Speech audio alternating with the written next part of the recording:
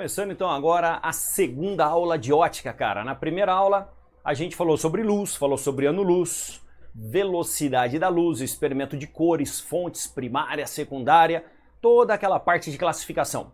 A gente continua nesse processo porque o início da ótica é muita característica, muita classificação e muito importante para questões de primeira fase. Seguinte, cara, começamos a nossa segunda aula falando dos princípios da ótica. São regras que a luz sempre vai obedecer. Primeira regra, primeiro princípio da ótica. Propagação retilínea. A luz se propaga em linha reta, só que, cuidado, cuidado, em meios homogêneos e isotrópicos.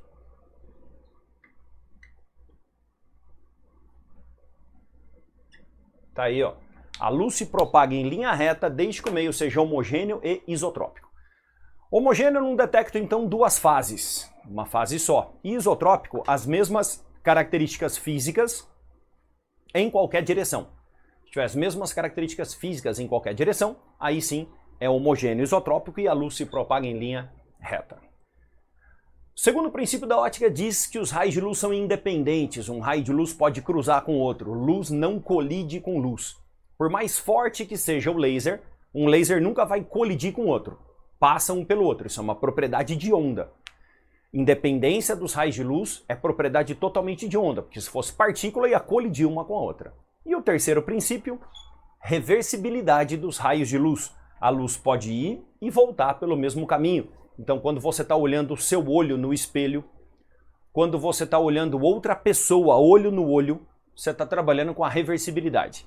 Então, 3 regras que vão te acompanhar na ótica inteira. Raios de luz sempre traçados em linha reta. Isso daí é um problema quando você entra em espelhos esféricos, hein? Se o aluno não usar uma régua, não usar alguma coisa para fazer traços retos, os desenhos ficam todo bagunçado, todo zoado. Então, a luz propaga em linha reta, os raios podem se cruzar e podem voltar sobre si mesmos. Legal mesmo, é mostrar funcionando, né, cara? Então, vou fazer o seguinte, eu vou fumaciar aqui todo o meu ambiente usando essa maquininha aqui, ó. Máquina, essa gambiarra. A gente tem aqui um Erlenmeyer, você pode usar um balão volumétrico, na verdade você não pode usar nada, não vai fazer esse troço em casa porque é perigoso pra caramba. Um suporte de química. Usei aqui um fogareiro usando o álcool gel, coloquei aqui embaixo. E o que eu coloquei aqui dentro? Uma mistura de álcool gel e glicerina. Mais ou menos uns 60% de glicerina e uns 40% de álcool gel. Álcool gel é bom porque daí vai evitar explosão, vazamento, tudo. E aí você vai cozinhar essa mistura, vai ferver, ferver, até que ela dá o ponto certo da mistura de álcool e glicerina. E aí, cara, começa a soltar uma fumaça enorme. Aí você vai assoprando com uma mangueira ali dentro e solta uma fumaça enorme, igual fumaça de balada, fica até aquele cheirinho doce, né? Não é tóxica nada. Fumaciei todo o ambiente e você vai ver a experiênciazinha. Curte aí, José, curte a experiência, depois a gente volta. Então olha aí, galera, eu escureci totalmente o meu ambiente e apliquei aqui uma fumaça de balada, uma fumaça de glicerina. E eu tô com um laser na minha mão. Qual que é o objetivo disso? Meu laser vira uma espada Jedi aqui, ó, com essa fumaça, né? Ó, inclusive ela dá um efeito na câmera devido aos frames da câmera, né? Você vê um risco de luz. Princípios da ótica, como é que é simples você provar? A luz se propaga em linha reta. Aí, cara, segundo princípio da ótica, os raios de luz são independentes. Eu vou mandar o raio de luz aqui no espelho. Mandei ele no espelho. Com outro espelho, eu vou refletir ele em direção ao primeiro raio. Ó. E ele cruza aqui de boa. Um raio de luz cruza com outro sem problema nenhum. Né? Não sei se eu fiquei na frente, vou tentar do outro lado aqui. Ó. Mandou no espelho. Coloco o segundo. E vou refletindo e cruzando por ele mesmo, ó, sem problema nenhum. Os raios de luz são independentes, eles podem cruzar de boa. E o terceiro princípio é a reversibilidade. Então eu mando o laser aqui, venho, até que ele volte em cima dele mesmo. Ó. Aí, voltou em cima dele mesmo. Reversibilidade. Então o laser sempre se propaga em linha reta, os raios de luz são independentes, é legal, né, brincar aqui, né, cara? Parece aqueles filmes de ficção científica, fala, pô, acontece isso, acontece. Os raios são independentes, se propagam de maneira retilínea e podem voltar sobre si mesmos. Tá aí, cara, esses são os princípios da ótica. Já aproveitando, olha só, esse quadro, ele está funcionando quase como um espelho, né? Não dá para ver pela câmera. Ah, dá sim, ó. Eu estou mandando o laser lá para a câmera, ó. Olha aí, tá chegando bem na direção da câmera. Mais ou menos como funciona com o espelho. O espelho também eu consigo fazer isso mais intenso ainda, ó. Jogando eu só não vou jogar direto no sensor da câmera que eu corro risco de queimar ele, né? Eu não quero fazer isso se eu jogar direto para a câmera. O quadro quase faz isso, então o quadro quase faz uma reflexão regular da luz. Já a parede, que é uma parede com tinta fosca, aí já não manda nada, não reflete nada, ó. Nada vai de volta para a câmera. Aqui vai de volta para a câmera, ó. Tô conseguindo mandar na direção da câmera aqui, ó. Aqui eu não consigo isso, ó, de jeito nenhum. Legal? Então eu vou aqui acender o laboratório de novo, que está bem fumaciado aqui. Legalzinha a experiência, né, galera? Então a gente viu ali os princípios da ótica. Agora o que a gente vai fazer? Nós vamos provar esses princípios. Como que a gente prova? A partir de experimentos. Cálculo de altura usando sombra, a sombra e penumbra, os eclipses, a câmara escura de orifício. Então, um quadro para cada passadinha dessa e vamos começar. Então a primeira prova aí, cara, do primeiro princípio, ou seja, que a luz se propaga em linha reta, é a formação de sombras e penumbras. Temos aqui duas situações. Uma fonte pontual, uma lâmpada pequenininha, como a lanterna de um celular. Imagina então aí a lanterna de um celular. Coloco aqui um obstáculo, uma placa opaca e aqui um anteparo onde eu vou ter a projeção então da sombra. É só você traçar aqui, ó, dois raios. Eu estou traçando pontilhados aqui para ficar mais retinho. Aí aqui nós temos luz, sombra e luz.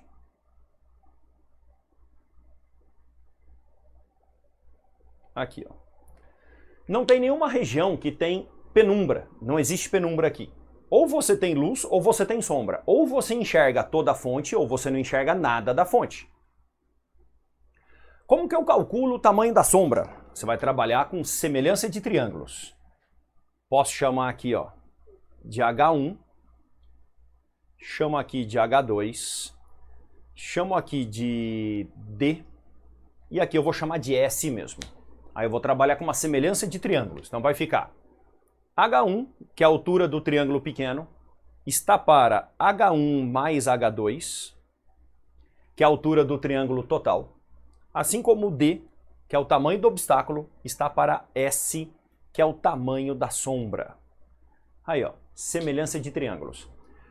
Você não pode fazer semelhança de triângulos quando você estiver trabalhando com área, a não ser que você pegue área está para área, assim como a altura quadrado está para altura quadrado.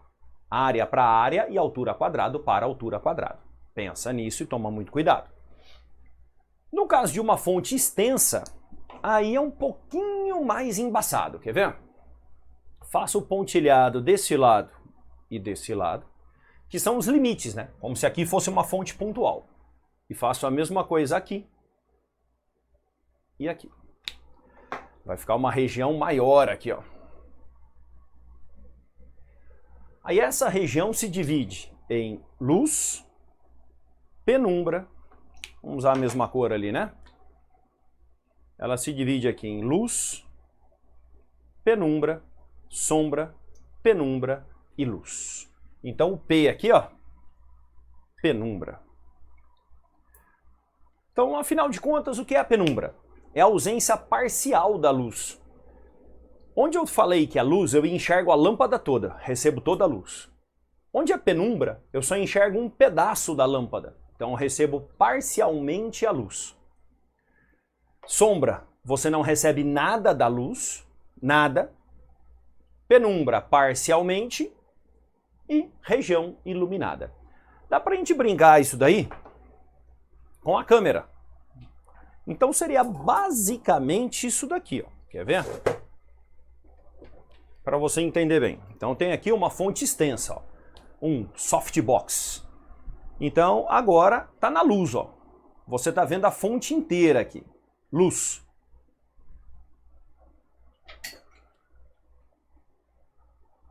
Aí agora você só enxerga um pedaço da fonte. Penumbra.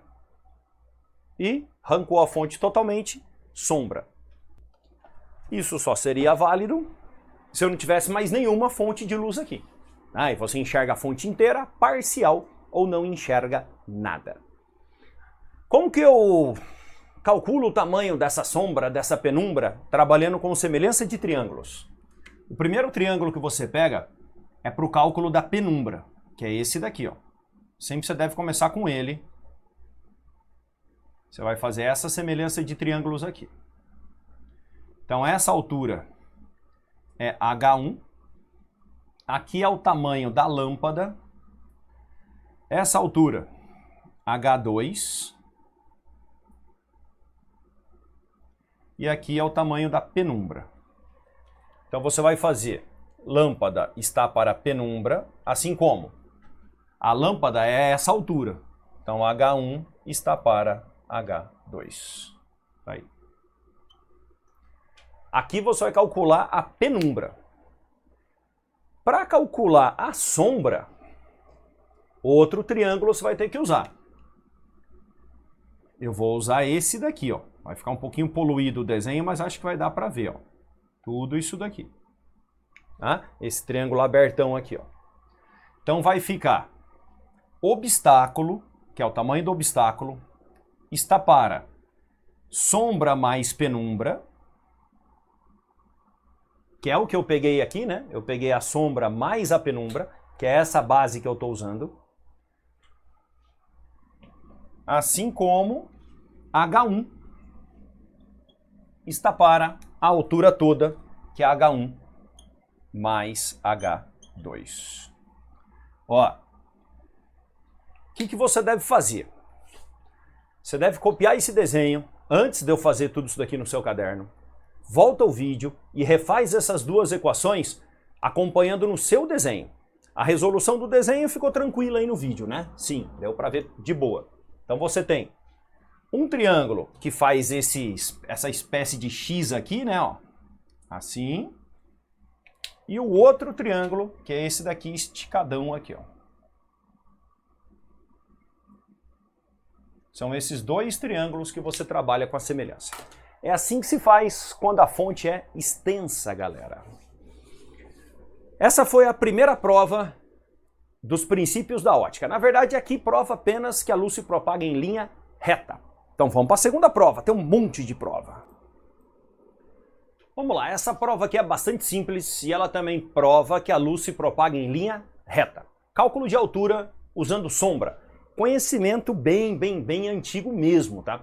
Os babilônios sabiam fazer isso daqui, os egípcios sabiam fazer isso daqui, os gregos sabiam fazer isso daqui, é um conhecimento bem antigo. Lá no Oriente Médio, os persas também tinham um trabalho a respeito de ótica, como calcular a altura de obeliscos e tudo mais, usando essa técnica. Então a técnica é bem antiga. Você pega um dia ensolarado, a luz do sol, pelo fato do sol estar muito longe da Terra e ser muito maior que a Terra, principalmente pelo fato de estar muito longe, os raios do Sol chegam praticamente paralelos.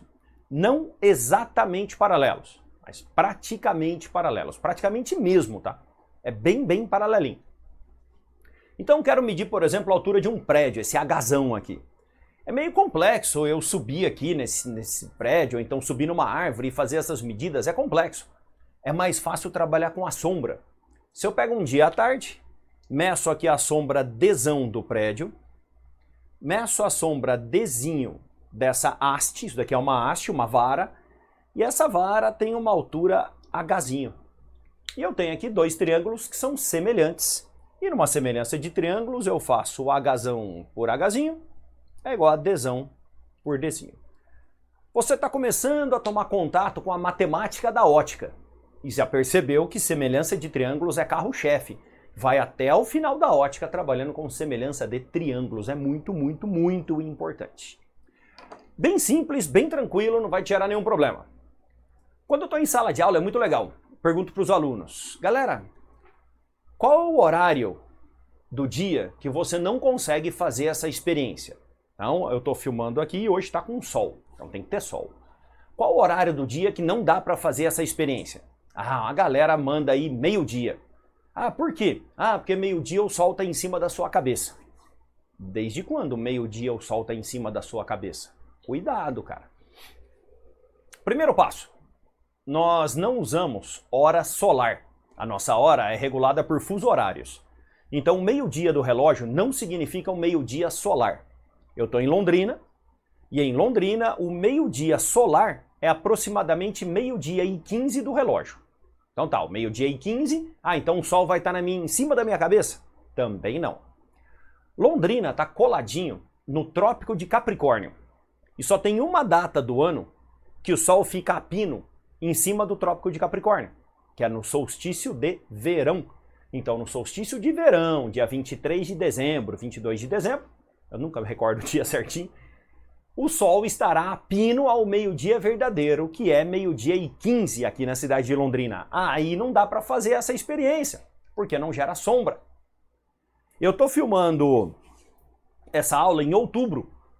Em outubro nós estamos na primavera. O sol ainda está deslocado mais ao norte do que no trópico. O sol está entre o Equador e o Trópico de Capricórnio na primavera. O sol está vindo. Então, ao meio-dia verdadeiro aqui em Londrina, que é meio-dia e 15, que foi agora há pouco, daria para fazer essa experiência sim. Teria sombra sim. Então, cuidado, cara. Mesmo uma experiência simplesinha dessa, tosquinha dessa, o cara pode te pegar, cara. Ah, eu tô no Trópico de Câncer. Que dia que não dá para fazer essa experiência é o meio-dia verdadeiro? 21 de junho, que é o nosso solstício de inverno e o solstício de verão deles. Estou na linha do Equador. Quais os dias que eu não posso fazer? Ao meio-dia verdadeiro. Os dias de equinócio, que é final de, dezembro, janeiro, fevereiro, março. Tá? Então, final de março e final de setembro. São os dias que eu não posso fazer. Legal? Vamos mais uma prova então, povo. E vamos lá. Mais uma prova, galera. Isso daqui prova que os raios se propagam em linha reta e que eles também são independentes, porque pode cruzar um com o outro. Chama-se câmara escura de orifício. Isso é o tataravô da máquina fotográfica.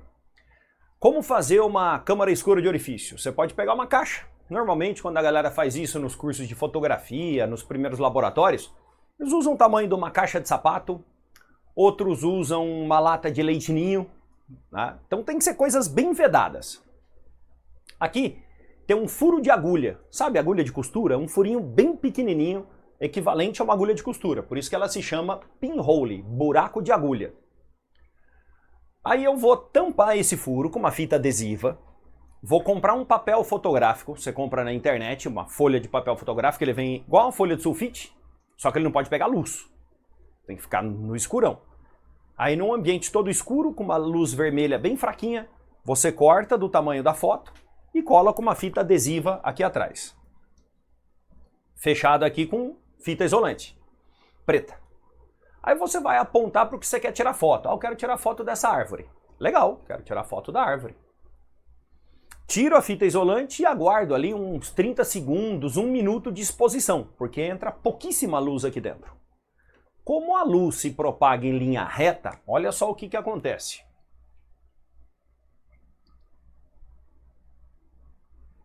Meu raio não saiu assim tão reto, né? O raio que saiu da base da árvore vai parar lá em cima, cara. E o que saiu de cima para na base da árvore.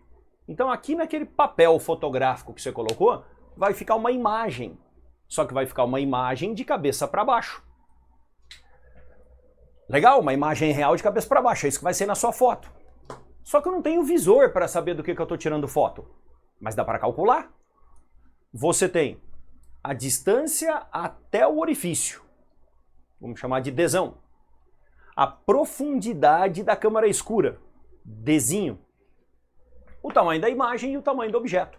O que você acha que você vai fazer? Responde. O que você acha que vai fazer? qual é a matemática que acompanha a ótica toda? Regra de 3. Então vai ficar objeto dividido por imagem é igual a Dzão dividido por Dzinho. É mais uma prova dos princípios da ótica.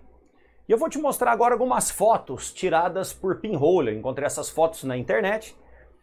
Infelizmente, o meu arquivo de fotos de pinhole eu acabei perdendo, joguei fora, não sei. Eu tinha uma pasta com fotos de pinhole. Eu já trabalhei em laboratório em colégios e a gente fez um curso de fotografia de pinhole. Cara, cada foto fenomenal que os alunos tiraram, todas fotos preto e branco.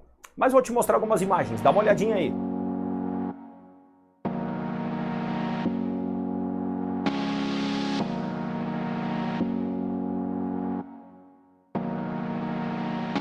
Massa as imagenzinhas, né, cara? Muito legal. Vamos dar uma pausadinha e agora eu vou falar a respeito dos eclipses. Vai ser a última prova dos princípios da ótica. Galera, a explicação de eclipse, ela depende muito do desenho. Então, eu não fiz nenhum desenho aqui no quadro, vou desenhar junto com vocês e vocês vão me acompanhando aí para a gente descobrir as regiões de sombra, regiões de penumbra e entender certinho como é que funciona o eclipse. Ó, primeiro eclipse eu vou começar desenhando aqui o Sol. Depois do Sol, eu vou fazer uma bolinha menor aqui, ó, que seria a Lua. Só que é lógico, é impossível eu explicar um eclipse para vocês com a proporção correta. Não tem como. Se eu respeitar a proporção de tamanho ou de distância, não caberia jamais, não daria para fazer esse desenho no quadro. Então, totalmente fora de proporção. O Sol a gente vai considerar uma fonte extensa e a Lua é um obstáculo. Então eu vou pegar dois pontilhados saindo daqui, igualzinho a gente fez naquele desenho de sombra e penumbra. Aqui.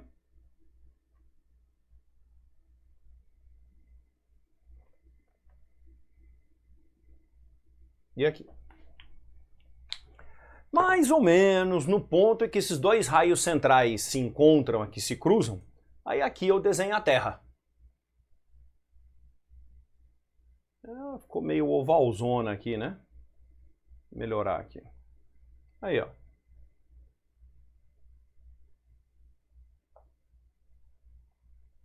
Aqui está a Terra. Esse é o esquema do desenho do eclipse. Lembra? Totalmente fora de escala, a Terra está quase do tamanho do Sol, né? Aí aqui, cara, olha as regiões. Luz, penumbra, sombra, penumbra e luz. Na região de sombra, você tem o eclipse total. Na região de penumbra, você tem o eclipse parcial.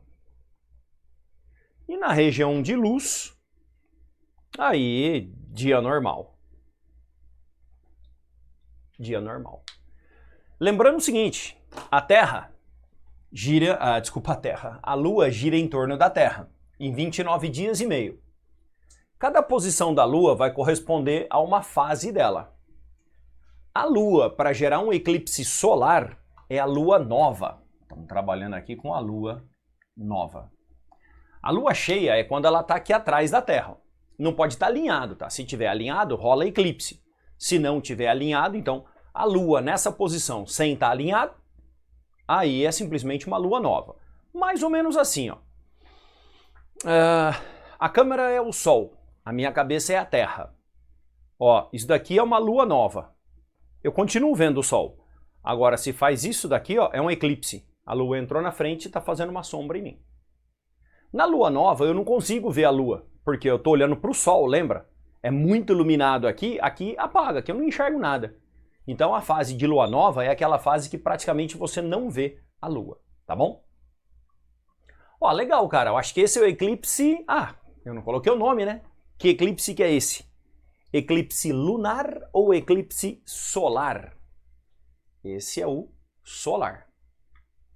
O eclipse solar ele é um pouquinho mais raro, tá bom? Tá bom? não é qualquer um que enxerga o eclipse solar, porque a região de sombra ela é muito pequenininha, então não é qualquer um que vai enxergar esse eclipse. Agora eu vou apagar e vou desenhar junto com vocês o outro eclipse, que é o eclipse lunar. Então vamos lá. Só um pouquinho aqui que entrou uma notificação aí.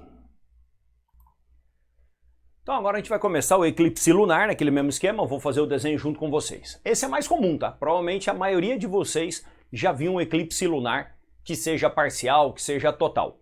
Boa parte da Terra consegue ver o eclipse quando ele acontece, diferente do eclipse solar, que pouquíssima gente consegue ver. O eclipse solar, se eu não me engano, a sombra tem um diâmetro de 200 km apenas. 200 km perto da superfície da Terra não é nada.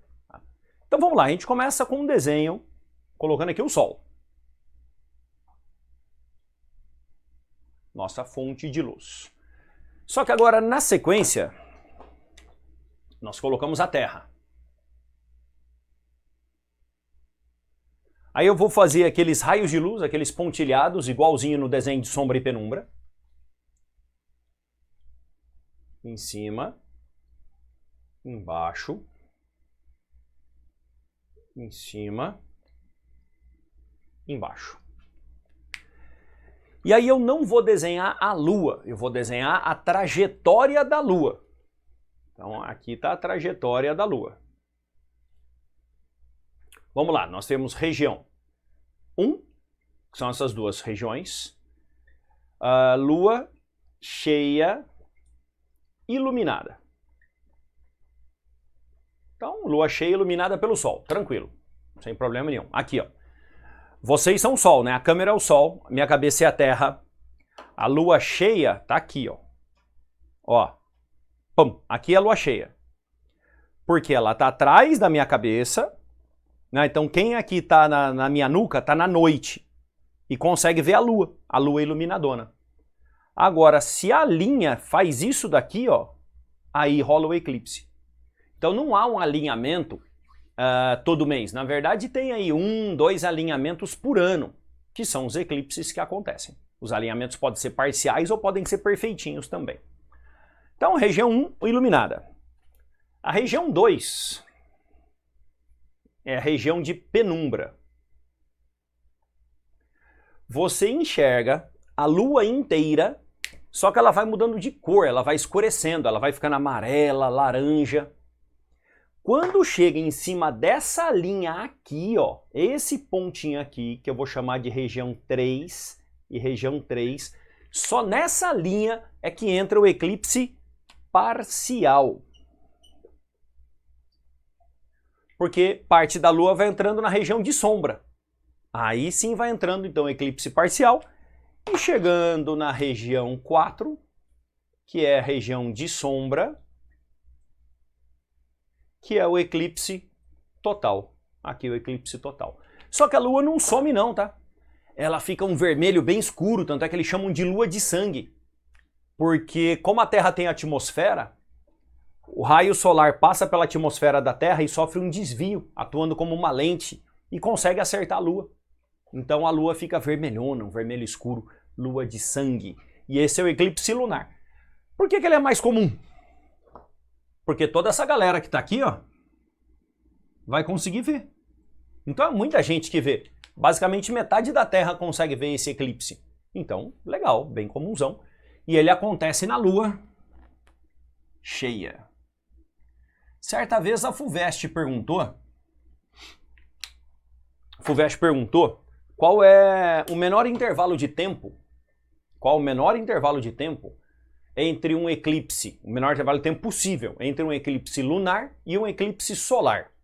O menor intervalo de tempo, 15 dias ou 14 dias, que são 2 fases da Lua. É o tempo dela sair de lua nova, crescente, cheia. Né? Depois minguante, nova de novo. 2 semanas, cada semana uma fase da Lua. Tá aí, cara, esses foram os princípios da ótica, suas aplicações. Tem muita questão dessa área. Na aula da sequência nós vamos falar de espelhos planos. Então essa aula nós vamos ficando por aqui. Valeu, um abração, até mais!